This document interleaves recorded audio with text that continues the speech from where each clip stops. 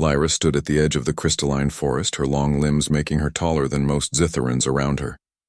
She felt the cold wind brushing past her, whistling through the jagged crystal trees.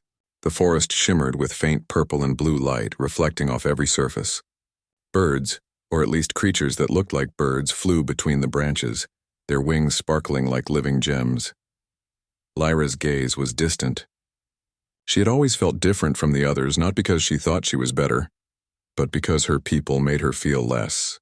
The council, the elders, even her peers, all of them whispered behind her back.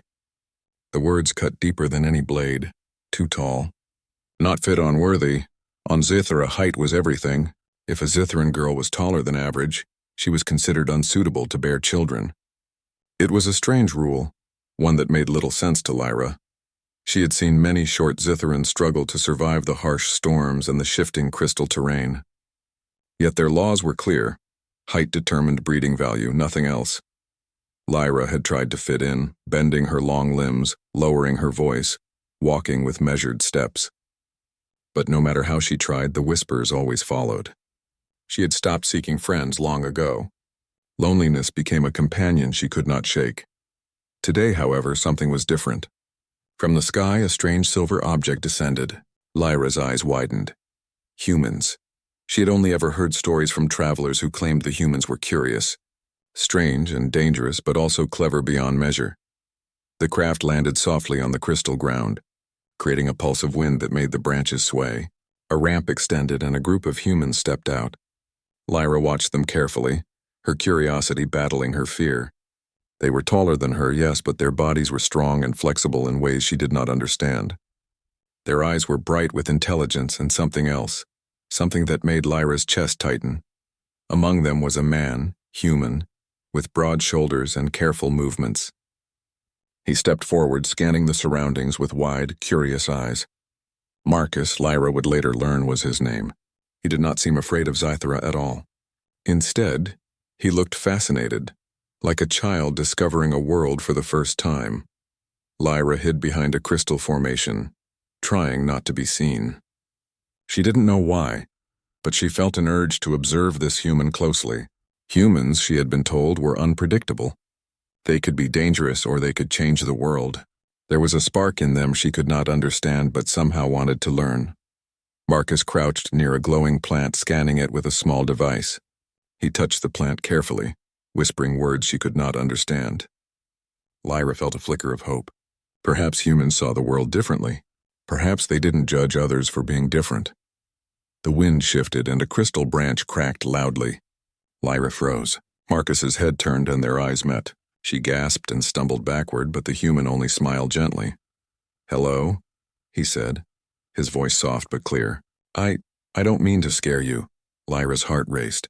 She wanted to run, but curiosity held her in place. She could see the kindness in his eyes, something she had rarely seen from her own people. I'm not afraid," she whispered. Marcus nodded. "Good, I'm Marcus." "Who are you?" Lyra hesitated. She had never been asked her name in a friendly way by anyone outside her family. "Lyra," she said finally. "Lyra," Marcus repeated, testing the sound.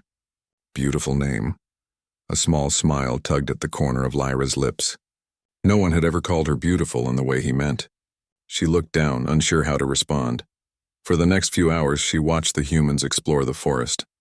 Marcus took samples, drew sketches, and spoke to his companions in rapid, excited words. Lyra noticed how careful he was, not just in science, but in respect for the world around him. He did not crush plants or harm creatures unnecessarily. She felt something stir inside her, a mixture of admiration and longing. Later, Marcus noticed her again. "Hey," he called softly. "Come closer. I won't hurt you." Lyra's legs shook, but she stepped forward cautiously. She had never trusted anyone outside her people, and even her own people had judged her. Yet something about him made her feel safe. "You're tall," Marcus said after a moment, looking her up and down. "I mean tall in a good way. You must see the world differently from up there." Lyra blinked. No one had ever said anything like that. Usually her height was a curse, a reason to be excluded. I do see differently," she admitted. Marcus smiled. "I like different." The simplicity of his words struck her. Different wasn't bad. Different wasn't shameful. Different could be valuable. For the first time in her life, Lyra felt a spark of hope. Perhaps being different wasn't a curse after all. Over the next few days, Lyra found herself drawn to the humans. She observed them from a distance, learning their strange ways. Marcus always seemed kind, patient, and endlessly curious. He asked questions not just about plants or animals, but about people, culture, and life itself. Lyra realized that humans valued something her own people often ignored: courage, cleverness, and heart.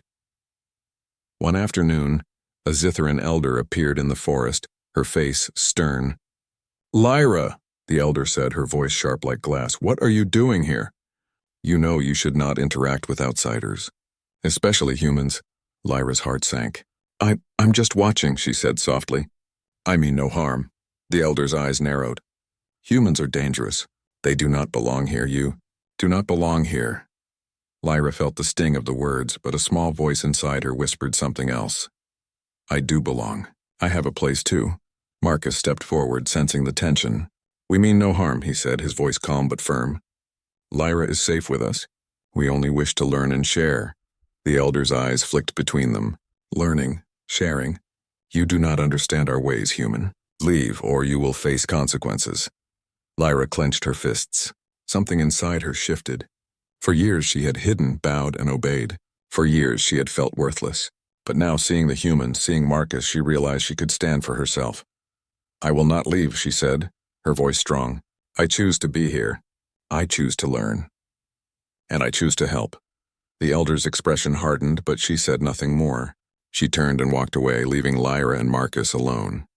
That evening, Lyra sat on a crystal ledge, watching the sun cast a golden glow over the forest. Marcus joined her, sitting quietly. Neither spoke for a long time. Finally, Marcus said, "You're brave, Lyra. Most people would hide. Most would obey, but not you." Lyra looked at him. "I have to be brave. My people, they only see me as too tall, too unfit. I have nothing else to prove except to myself." Marcus nodded. "I understand. On my world, humans are judged differently, but we still have our own fears. Sometimes it takes meeting someone new to see the world in a better way." Lyra felt warmth in her chest. Perhaps humans were strange, yes, but they also understood something her own kind could not.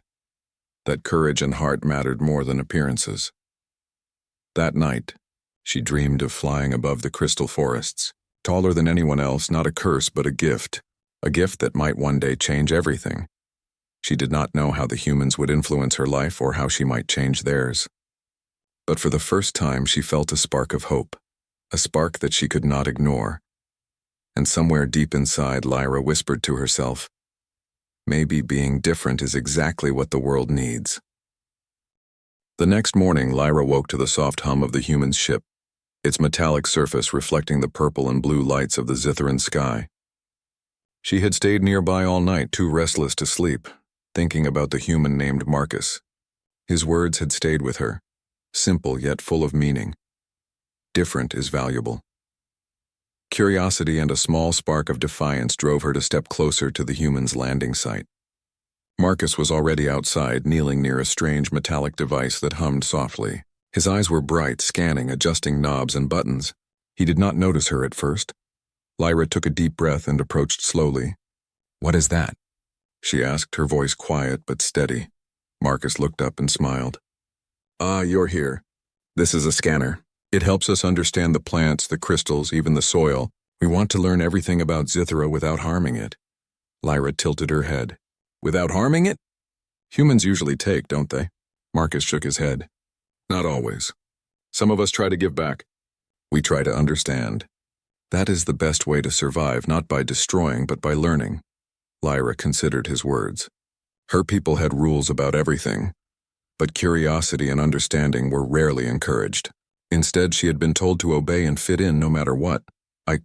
I can help," Lyra said, her fingers brushing over the glowing crystals of the scanner. "I know the plants here. I know the crystals. I can tell you what is safe, what is useful."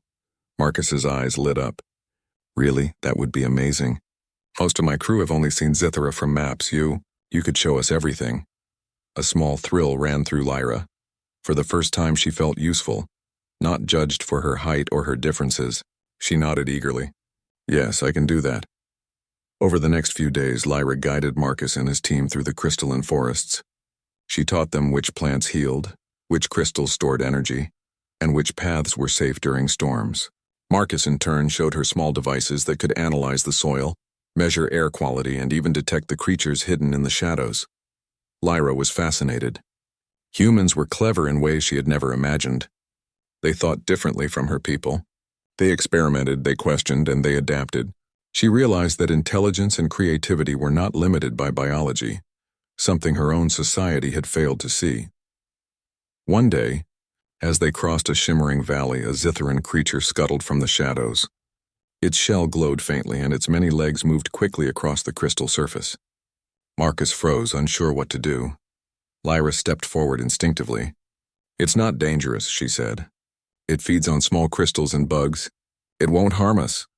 Marcus relaxed and carefully recorded the creature's movements with a small device. "You saved me," he said with a smile. "I would have scared it away or maybe hurt it." Lyra laughed softly, a sound she rarely heard herself make. "You humans, always so careful and so reckless at the same time." Marcus grinned. "We try and sometimes we fail, but we always learn." Their bond grew stronger each day. Marcus admired Lyra's knowledge and bravery, while Lyra found herself intrigued by human curiosity and problem-solving. She began to see humans not as strangers but as allies, friends even. But not everyone shared this view. The Zitharan Council, watching from afar, was growing uneasy. Whispers spread through the city. "Lyra is associating with humans. She may be contaminated. She may bring dishonor."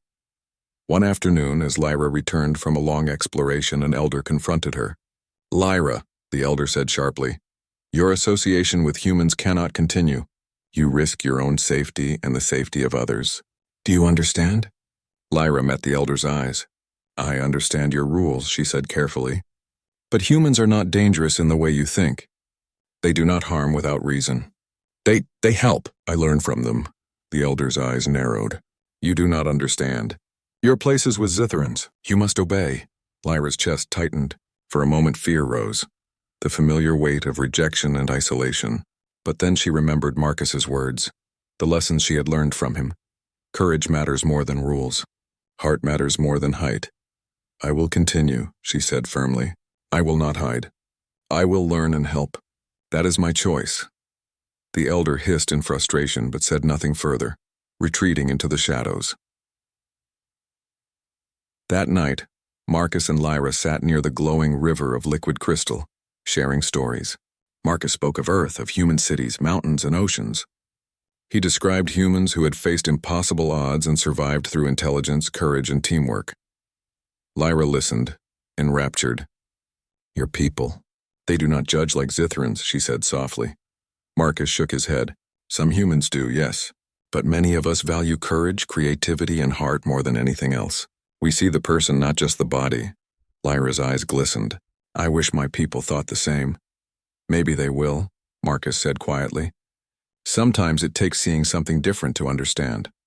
The next day, an unusual event occurred. The humans' devices detected a shift in the crystal forest, a disturbance in the energy flows that sustained the plants and creatures. Marcus looked concerned. "This could be dangerous," he said. "If the energy is unstable, it could harm the forest, and anyone near it." Lyra stepped forward, her tall frame moving confidently through the trees. "I know the way," she said. "Follow me. I can lead you safely." Together they navigated the twisting crystal paths, avoiding unstable areas and guiding each other through the glowing landscape. Marcus was impressed by Lyra's agility and intuition. Her height, which her people scorned, allowed her to reach higher vantage points, detect shifts in the crystals, and guide the humans safely. Hours later, they reached a clearing where the energy flow was disrupted. Crystal shards floated unnaturally in the air, spinning slowly as if caught in a storm. Marcus examined the scene with a device, frowning. This could spread," he said. "We need to stabilize it." Lyra studied the crystals. "I think I can help," she said. "If we redirect the energy, we can prevent damage." Working together, Lyra climbed to a higher ledge, her long limbs moving gracefully, while Marcus adjusted his devices. The process was delicate, requiring precision and trust. Slowly, they managed to redirect the energy and the crystals began to settle. The floating shards drifted gently back to their positions and the forest returned to its calm shimmer. Marcus looked at Lyra in awe. You saved the forest, and the humans too, probably. Lyra shrugged, trying to hide her pride. I just know the land. That's all. Marcus shook his head, smiling. No, you did more than know, you acted. You used your courage, your skill, your heart. That is something very rare. Lyra felt warmth rise in her chest. For the first time, she truly believed that being different could be a strength, not a weakness. As they returned to the human ship, Lyra sensed eyes on her. Zitherans had been watching. Whispers had turned into murmurs. She can do what others cannot. Perhaps she is not unfit after all. The council had not yet spoken, but Lyra knew the tide was turning. She had shown her worth, not by following rules, but by acting with courage and intelligence. That night, as the stars reflected off the crystal forests, Lyra sat beside Marcus. Do you think humans ever fear being judged? She asked. Marcus thought for a moment. Sometimes. But we have learned that being brave, being different, and helping others, that matters more than fear. Lyra nodded. Then maybe being tall, being different, that can matter too, Marcus smiled. Exactly. Sometimes the world needs someone who stands out, who can reach higher, see farther, and act when others cannot. Lyra's eyes glimmered. For the first time in her life, she felt truly seen, not just for her body, but for her mind, her courage, and her heart. She realized that humans were not just visitors from another world. They were teachers, allies, and perhaps something even more important, the key to changing how her people saw her. And deep inside, a new determination grew. Lyra knew that she would not just survive her people's judgment. She would prove that being different was a gift, one that could save lives, bridge worlds, and maybe even reshape the rules of her society forever.